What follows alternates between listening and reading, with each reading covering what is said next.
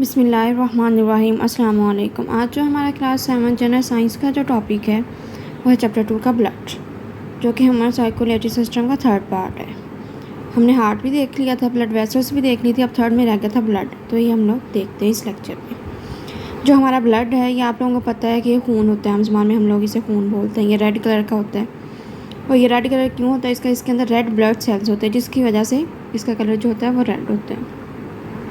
तो ये किस किस पे मुश्तमिल होता है? ये प्लाज्मा पे मुश्तमिल होता है और ब्लड सेल्स पे। प्लाज्मा इसमें कितना होता है? 55%। ये MCQs में भी आ जाता होता है, ये शॉर्ट क्वेश्चन में पूछ लिया जाता है, तो ये आपने अच्छे से याद करना है। और जो ब्लड सेल्स हैं इसमें कितने परसेंट होता है? 45%। कितने होते हैं? 45% जो होते हैं वो ब्लड सेल्स होते हैं इसके अंदर, जो कि प्लाज्मा के अंदर सस्पेंडेड होते हैं। जो प्लाज्मा के अंदर जो है 92% जो है वाटर होता है। कितना होता है वाटर? 92%। प्लाज्मा जो है विदाउट जो ब्लड क्लॉटिंग प्रोटीन जो इसके अंदर होती है, अगर वो भी निकाल ली जाए, ब्लड सेल्स भी निकाल लिए जाए, तो उससे क्या बोलेंगे? सीरम बोलेंगे। ठीक है, मतलब प्लाज्मा के अंदर से जो ब्लड क्लॉटिंग प्रोटीन है जिसे फाइब्रिनोजेन कहते हैं, और जो ब्लड सेल्स हैं वो निकाल ली जाए, तो इसे क्या बोलते हैं? सीरम बोलते हैं।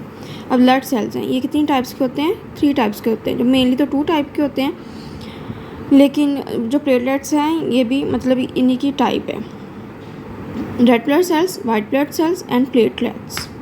तो ये मेनली जो है वो 2 टाइप के होते हैं, लेकिन यहाँ पे जो है वो 3 टाइप्स के भी कंसीडर कर लिया जाता है, क्योंकि प्लेटलेट्स को भी ब्लड सेल्स में कंसीडर कर लिया जाता है। तो अब कर लेते हैं reading. Our blood is 55% plasma and 45% blood cells suspended in the plasma. जो हमारा ब्लड है इसमें 55% जो होते हैं वो प्लाज्मा होता है, और 45% जो होते हैं वो ब्लड सेल्स होते हैं, जो कि प्लाज्मा के अंदर सस्पेंडेड होते हैं, मतलब बहुत प्रेजेंट होते हैं उसके। Plasma is 92% of water. Plasma के अंदर जो है 92% वाटर होता है। Plasma without fibrinogen, blood clotting proteins and blood cells is called serum. Plasma जो है फाइब्रिनोजेन जो कि ब्लड क्लॉटिंग प्रोटीन है, जो कि ब्लड को क्लॉट होने में हेल्प कर रही होती है। जब हम लोग ज़ख्मी होते हैं तो वो जो है खून को रोकने में हेल्प कर रही होती है। तो अगर वो भी निकाल दी जाए और ब्लड सेल भी निकाल दी जाए तो इसे क्या बोलेंगे? इसका सीरम। जिसे क्या बोलेंगे? सीरम। तो इसे क्या बोलेंगे? सीरम बोलेंगे। तो ये भी डिफाइन आ जाती होती है। आगे blood cell. Blood cells are of 3 types. Blood cell कितने टाइप के? 3 टाइप्स के हैं। This is red blood cells, white blood cells and platelets. Red blood cells, white blood cells और प्लेटलेट्स। ये देखें, जो रेड ब्लड सेल्स हैं ये डिस्क टाइप के होते हैं, इनकी जो साइड्स होती है वो कनकेव टाइप होती हैं। और ये प्लेटलेट्स हैं, और ये वाइट ब्लड, ये है रेड ब्लड सेल्स, ये है प्लेटलेट्स, और ये वाइट ब्लड सेल्स। ये आप लोगों के शेप आप लोगों ने देख ली है। ये जो रेड ब्लड सेल है डिस्क टाइप होते हैं और साइड से कनकेव होते हैं। प्लेटलेट्स होते हैं, ये वाइट ब्लड सेल्स हैं, ये इम्यूनिटी में हेल्प कर रहे होते हैं। Red blood cells, red blood cell जो होते हैं ये डिस्क शेप होते हैं, इनकी शेप कैसे होती है? डिस्क शेप होते हैं, और ये दोनों साइड्स पर स्लाइटली कनकेव होते हैं। इनके अंदर हीमोग्लोबिन होता है जो कि रेड कलर देता है। हीमोग्लोबिन होता है रेड कलर प्रोटीन होती है, इसमें आयरन होता है। और जो हीमोग्लोबिन होता है ना रेड ब्लड सेल्स में, ये जो है ये लंग्स से ऑक्सीजन लेते हैं, वो पूरी बॉडी सेल्स तक पहुंचाता है ब्लड सर्कुलेशन के दौरान। और जो हीमोग्लोबिन है ये फिर कार्बन डाइऑक्साइड लेता है पूरी बॉडी से, जो बॉडी सेल्स होते हैं, फिर ये लंग्स तक पहुंचाता है, फिर इन्हें बॉडी से रिमूव कर दिया जाता है। और ये जो हमारी ब्लड स्ट्रीम है इनका जो लाइफ स्पैन है वो 120 डेज़ है। 120 डेज़ के बाद दोबारा बनते हैं हमारे ब्लड स्ट्रीम में रेड ब्लड सेल्स। और ये जो है ये लीवर में फ्रेगमेंट हो जाते हैं, मतलब इनके छोटे छोटे पीसेस बन जाते हैं, फिर न्यू बन जाते हैं। तो अब कर लेते हैं reading. Red blood cells are disc shape slightly concave on both side. जो रेड ब्लड सेल्स होते हैं ये डिस्क शेप होते हैं और स्लाइटली कनकेव होते हैं दोनों साइड्स में। दे कंटेन हीमोग्लोबिन और रेड कलर प्रोटीन। ये हीमोग्लोबिन रखते हैं जो कि रेड कलर की प्रोटीन है, which gives them red colour, जो कि इन्हें रेड कलर देती है। ये रेड कलर की प्रोटीन रखते हैं जो कि इन्हें रेड कलर देती है।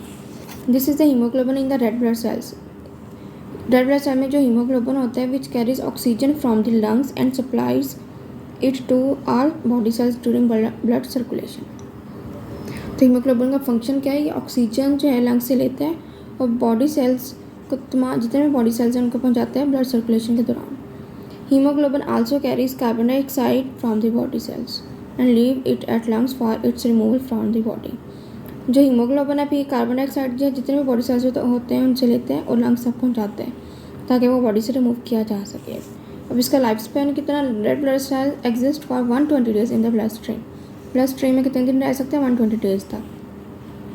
दे are finally fragmented in the liver, तो ये आखिरकार ये लीवर में इनको फ्रेगमेंट कर दिया जाता है और फिर दोबारा इससे न्यू बनते हैं, दोबारा न्यू बना दिए जाते हैं। ये नेचुरली हो रहा होता है हमारे अंदर। आगे है वाइट ब्लड सेल्स। जो वाइट ब्लड सेल्स का नाम से पता चला है ये कलरलेस होते हैं, इनका कोई भी कलर नहीं होता, इनके अंदर कोई कलर पिगमेंट नहीं होता। ये इम्यून सिस्टम जो होता है हमारा को मदाफ़ती निज़ाम, इसका पार्ट होते हैं। ये जो है मुख्तलिफ डिजीज़ जो होते हैं या मुख्तलिफ इन्फेक्शन होते हैं हमारे, उनके दरमियान उनके साथ ही फाइट करते हैं और हमारी बॉडी की इम्यूनिटी सिस्टम को जो इम्प्रूव करते हैं।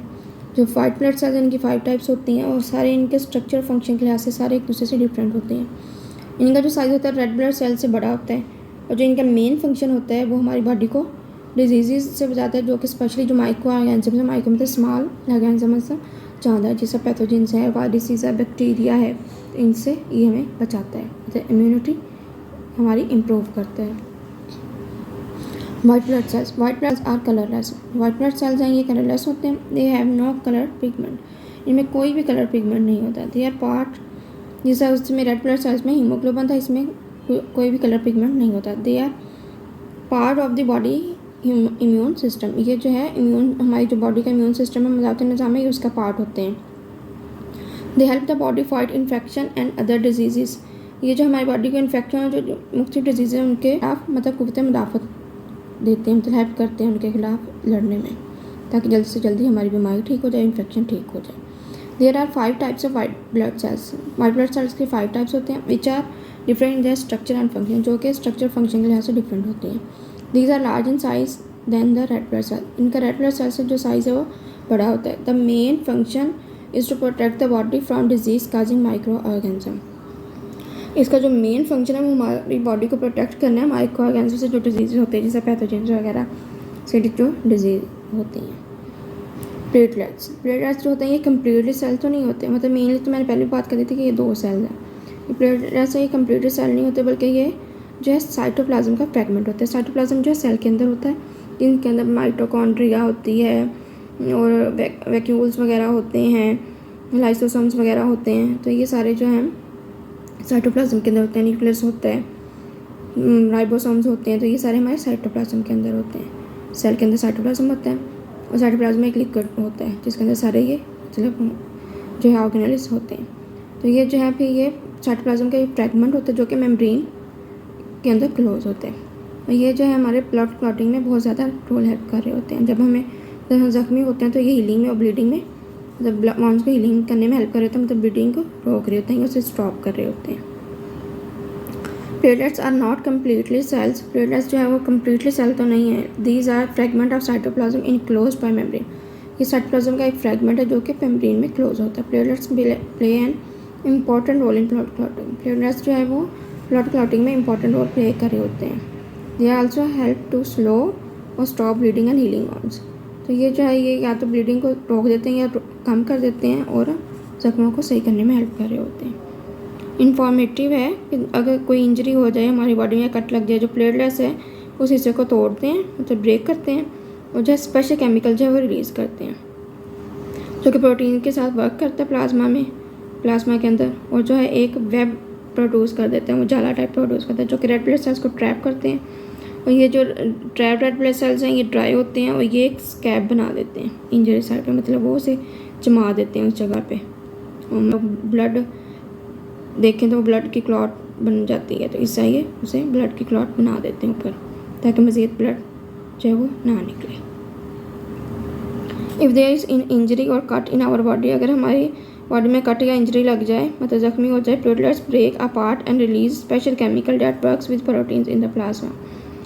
प्लेटलेट्स जो है एक स्पेशल केमिकल रिलीज़ करते हैं जो कि प्लाज्मा के अंदर जो प्रोटीन है उसके साथ काम करते हैं और प्रोड्यूस ए वेब, जो कि एक जाल बनाते हैं which traps red blood cells, जो कि रेड ब्लड सेल्स को ट्रैप करते हैं, पकड़ लेते हैं। That trap red blood cells then dry, जो रेड ब्लड सेल्स होते हैं उन्हें ड्राई कर देते हैं and form a scab on injury side, और एक जो है वो जाला टाइप बना देते हैं, मतलब वो क्लॉटिंग टाइप बना देते हैं जहाँ पे ज़ख्म होता है, ताकि ब्लड जो है वो कम से कम निकले। तो यहाँ तक था हमारा लेक्चर। अगर कोई क्वेश्चन है तो कमेंट सेक्शन में पूछ सकते हैं। मिलते हैं नए लेक्चर के साथ, एक नई वीडियो के साथ, एक नई टॉपिक के साथ। तब तक के लिए अल्लाह हाफिज़।